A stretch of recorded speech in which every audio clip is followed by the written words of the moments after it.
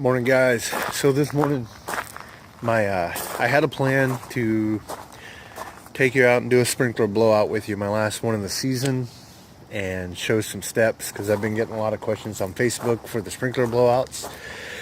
However, that sprinkler blowout was canceled. They must have found someone to do it cheaper, or my friend did it for me, which usually means just somebody did it cheaper, and that's fine.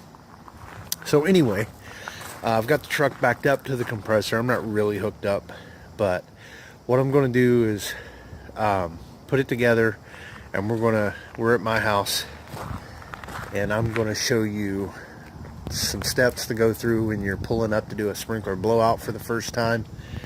But that's what we got going on this morning. You can see I've got all the trailers backed in. I'm done for the season, other than just equipment maintenance and getting stuff ready for next year. So let's take a look on how the sprinkler blowout would go and what to look for and some tips and how I do it. Alright guys, let's imagine you just pulled up to a property and you don't know where anything is. You've pulled up, it's the first time you've done this house. Sprinkler blowout season is a one-off service, so a lot of times it's the only time you're going to see the property is once a year, and I have a lot of those. Probably half of mine are once a year services, and it's always something new. So you pull up to the property, and sorry if the traffic's too loud. It's 8 o'clock in the morning, so everybody's going to work. So you pull up, you don't know where anything's at. The first thing I do before I even knock on the door, just when I'm walking out into the front, I'll take a look around the edge of the house. And all I'm looking for, you can see I haven't cleaned up from all my trimming. These two were up over my freaking house, so I hacked them. And we'll see what happens in the spring. Anyway, so you walk around the house, and all I'm looking for is a valve box or spigots or some kind of connector. Then I knock on the door, let them know I'm here before I go into the back. There's no city hookup here because I'm on irrigation. All that is a water meter. But if it's city water, then you would probably find something at the street where the turnoff is, or the backflow valves, or you'd find something there with that. So now I've let the homeowner know I'm here and not to freak out when they see me walking in the backyard. Like I said before, this place is still a mess. I'm trying to get everything cleaned up for the winter time. I got mower parts and tools everywhere. Leaves from my neighbor are freaking driving me nuts. I haven't even cleaned up a lot of my garden stuff. Alright, so we're still walking around. And sometimes you could look in, like that's where the pool stuff is. Sometimes you can look in there. Somebody might have it set up that way. Walk around. What do I see back here? Oh, hey, look at that. There's an irrigation pump. That's an irrigation filter. And this is what you're looking for. Green boxes. And there's my valves. I only have 3 zones, so I don't have to look around for any more. A lot of times you'll show up and my timer box is also outside, but I run everything from here. I don't mess around with timer boxes. The hundreds of timer boxes that are out there, it's just too hard to learn them all, so we just go with this. And valves there's different ones, but they all work the same, on and off. So okay, so I found this, and here's the pump. There's the filter.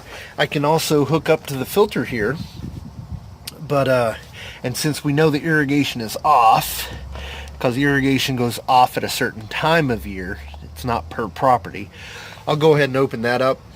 These have been blown out once, so there's nothing going to drain out of there, but you can open that up and just let the gravity help drain the water out while you're looking around and getting ready.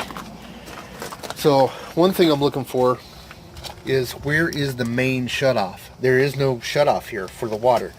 There should be at least a ball valve somewhere on this line. So no shutoff. So we know we're still looking. We look in here, it's just valves. There's no kind of shutoff.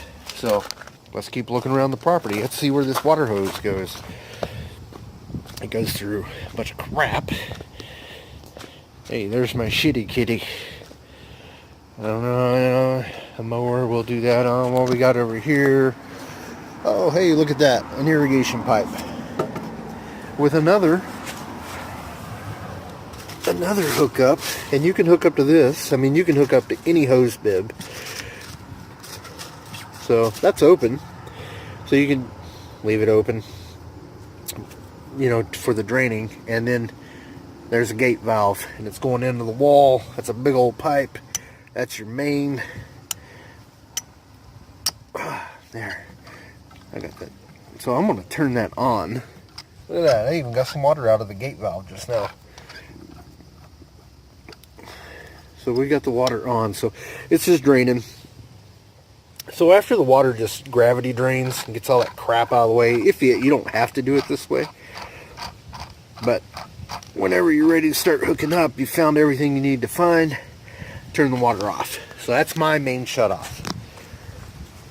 So now we're going to go back to the truck. Alright guys, so I got her untangled and all strung up. Or strung out. So I've got 100 feet of hose strung out, and we'll go back and look at that in a minute. So now on my compressor, this is my regulator, and I want to do this before I fire it up. This is where I control the pressure. I mean, there's the actual, you know, the PSI or what the compressor is going to produce. This is where I can change the PSI that I'm putting out. When you're doing sprinklers, PSI is not your friend. Water only, at least here on this irrigation, water is only pushing about 45, maybe 50 psi. So that's exactly where I push this at. I stay between 40 and 50 psi, depending on how much line I'm running out. Like here, I've got 100 feet ran out, so I'll be about 45. And orchards and pasture properties, 2-acre properties, you know, big stuff, you know, I can crank it up to 60, maybe, you know, maybe 65. I don't like to go above 65. Anyway, but it depends on the system and how things are hooked up. And so pressure compressor, pressure regulator. Here's a ball valve. It's just on the end of it. Now, I'll show you in a minute. I have another ball valve on the other end of the hose. Depending on the property and the hookup, sometimes you don't want to run all the way back from where you hooked up at just to turn your air on. So this one I leave on because I operate from the other end of the hose when I can. Sometimes I have to leave that one off and do it from here. It's just a ball valve, so it's just turning your air on and off. So I leave this one on. So we're strung out 100 feet. Now you got to think, I'm parked right here in front of my gate. If I was pulling up to a customer's property, I'd be out on the street, which I could come over the fence on the other side of the house, or if I had to come this way, I have another two 50-foot links in the truck, and I've had to use 150 feet. I think that's the farthest I've stretched this year, but you can see I'm stretched all the way out. So let's go over here and take a look. Okay, so I didn't have to use any of my attachments here because I've got a regular spigot, and this is a regular, you know, hose bib spigot. So my connector comes right to it, and this is the other ball valve I was talking about, and it just connected right to the water hose. So right now it's off. The main line is off. I need to go start the compressor up and let it warm up, and before we take the next step. Normally I'd be wearing my gloves because once your fingers get cold, it just sucks messing around with water. Anyway, so here's my valves. You know, valves are really easy. There's an on and an off. So, you know, lefty loosey. Turn it left, it's on. Turn it right, it's off. Sometimes these valves are sticky. There's diaphragms in there. Irrigation water is nasty. Sometimes they stick and you have to mess with the bleeder valves, which is this. Now, I don't have any air coming in, and that's why I carry screwdrivers. So I'm going to take this one all the way out, and that's all the bleeder valve is, if we can get her to focus. It's just a little plastic screw, little hole there, and exactly what it is. It's a bleeder valve. So if you're doing air, if you already have air going to it, and you start messing with the bleeder valves, you don't want to. You see how short that thread length is? Maybe it'll show better here. There we go. You don't want to back it out too far, because if this is under pressure and you have air forcing its way out and you back this out too far, it's probably going to shoot out of your hand, and you don't want to be walking around looking for a little plastic screw to fit back into somebody's valves. So I'm going to put that back in, and we'll go ahead and I'll start with this one. This one's on. I go by one valve at a time, but caveat to that, when I first start a zone or a sprinkler system, here I can reach that one better, I turn 2 on. Now you can turn 2 on, and I do this because if this one's sticking, I don't want air pushing into just a closed system. That's how you bust these little ass PVC pipes. I mean, that's not what's running in my ground, it just happens to be laying there. Anyway, I leave 2 open, so if one's not going to open, the other one will, because I'm going to be over at the shutoff. Or you can also do this. I know air will come out of this, so, and I have that open, so we'll open that up. So we know air will come out of that. Should be pushing enough pressure to make that valve pop. So let's go over and give this system some air. Okay, you can hear a little bit of air leaking. That's usually my little rubber seal right here, but that's not going to hurt anything. Alright, so the air is off, and what we're going to do now, we know we got a valve turned on, and we've got the hose bib at the filter turned on. So now we have air going in the system. Now, I don't know if you guys could hear that. I apparently picked the valve that was in my front yard. I was hoping I was not going to pick that one. Hopefully I was going to have one back here. Anyway, so the backyard or the front yard's open. I can hear it through the fence. That gate's locked. I don't have a key, so I'm gonna have to walk around. So now that I know that I have a sprinkler system going, you see, hear this? I can shut this off now. Normally you get a lot of water out of this. This is the filter system for the irrigation water. It's just a steel screen. But now I know I've got air flowing into this valve through that line. I can turn this off and get all the volume into there. So let's go out front and take a look. Okay, see? The air pushing up. See, I don't know if you guys can see the little bit of mist coming out of there. And the mist is fine. Don't be worried about the mist. We're worried about heavy water. Heavy water is what's going to freeze and break lines. You're always going to have some kind of mist. There's always going to be condensation. So this zone's running. It's getting plenty of pressure. Everything's getting blown out. Now, one thing I want to show with this type of sprinkler, since it's a can,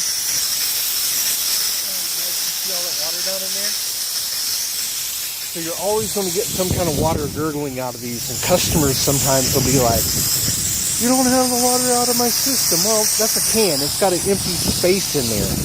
So it's going to always have some kind of gurgle in it.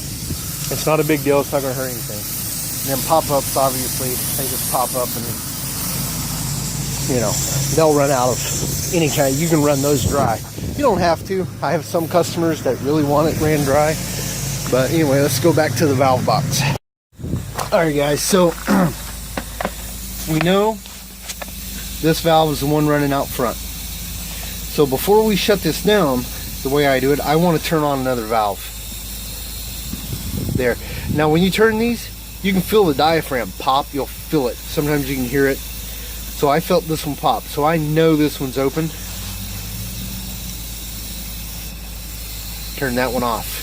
Now this one's on. You can still hear the air flowing through it. Now we go look They're never labeled, so you don't know exactly what zone you're opening. I hear air moving over here.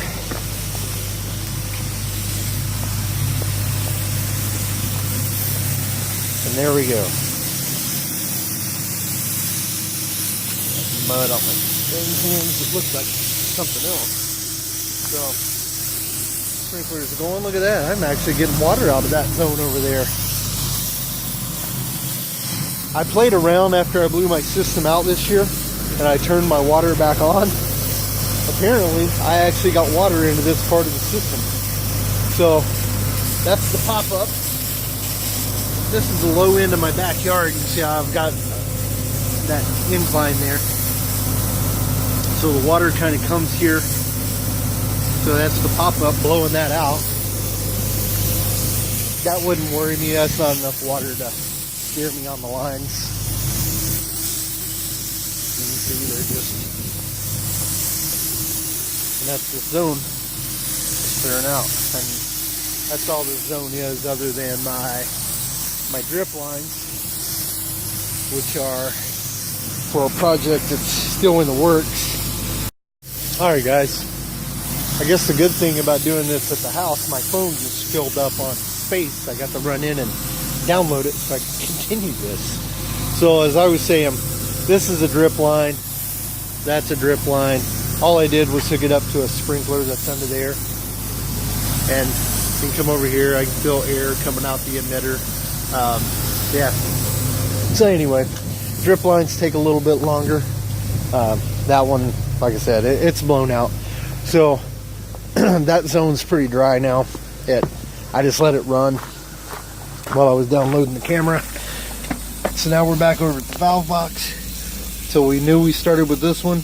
Usually I'll start on one side and work my way across. I don't know why I chose the middle today, but as long as you remember, it's no big deal. So this one's blown, this one's blowing. So now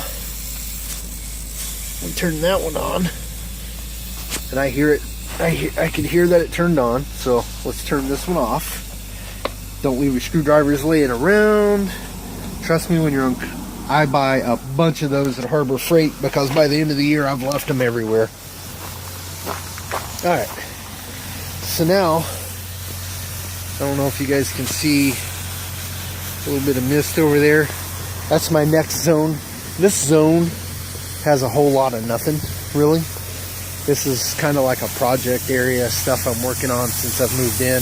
This is all just dirt. So I went and started planting some stuff in here, which I need to trim back for the winter. My hostas, some rhodie, hydrangea. This stuff's kind of shaded here. I got to bring a tree company in to loose that. But anyway, so you can see I got a little bit of water in there. Not a lot, but enough to get the rocks wet, huh? So 2 sprinklers on this zone. There's actually other ones, and that's what these red flags are. Another good thing when you're blowing out a customer's property, you can kind of figure out where there's going to be sprinkler issues. See, it pops up, but it's not emitting. Oh, sorry. It's popping up, but it's not emitting, and that's just because it's stopped up with dirt. I already know what's wrong with these. But these are all sprinklers that need to be put in for next year as I bring the plantings across. So, different video, different subject. See, another flag. And then I have, this zone runs all the way up and around the basketball court. Don't mind all the trash and shit. I'm, like I said, still in the middle of cleanup. This tree's coming down. But there's a pop-up there, and then there's one back there in that mess for this little, it's going to be a garden area. It's what it used to be, I guess. And then I may extend it down this way. I don't know. Try to surround the basketball court with a little grass, so I'm not, I like all the concrete, but not that much concrete. So anyway, so that's the third zone, and we're going to let that run for a second, and then I'll show you what I do to close up. Alright guys, so you can still see there's a couple little puffs of mist coming out of there. Not an issue. So what you do, now I have to say this is only for an irrigation system. You cannot do this on a city system. If you're connected to city water Don't do this. You'll mess your compressor up. Because irrigation, at least in my area, gets turned off from the irrigation works. City, whatever. The irrigation district. That's what I was trying to say. So they turn the water off and drain the canals here. So there is no water coming from this at all. So I've blown out my system. Now I'm blowing air to here, which it's air. So it's going up and it's hitting this gate valve, and then it's going back through my system. Or you could say it's doing both at the same time, whatever. Anyway, what I do here, because there might be some water getting pushed back this way that's not getting to come back the other way because of the volume. It's just filling it up and holding it here. Especially, and I want to say, if this were to be hooked up back over to where my irrigation filter is, then that whole line from the filter to here would have water in it. And you definitely would want to do this. So what I do is open this back up with the water going. I don't know if you can hear my compressor wind up. Anyway, that zone down there is still open. And then I open this. Now any water that would have been caught here is now being pushed back into the irrigation district system. So I'm really close, so it only takes a minute to do this. If I was hooked up over the filter, it'd take a little bit longer. And if you were to do that and you were pushing longer away, you can actually hold your hand here and it feels like rocks and stuff getting pushed through. You'll feel it vibrate as the water goes through. And anyway, once you feel the smoothness of it where it's just air again, you can shut that down. So now that's shut down. All the zones are done. Now there's no more air coming from my compressor. I can shut this spigot and I can open this up. We are totally blown out. So then all I do is come back over to the valve box.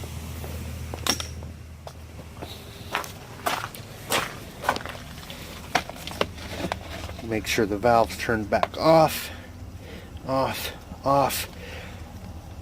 Screws are all tight. We're done. Now it's just clean up, roll my equipment up, get it in the truck, and move on to the next one.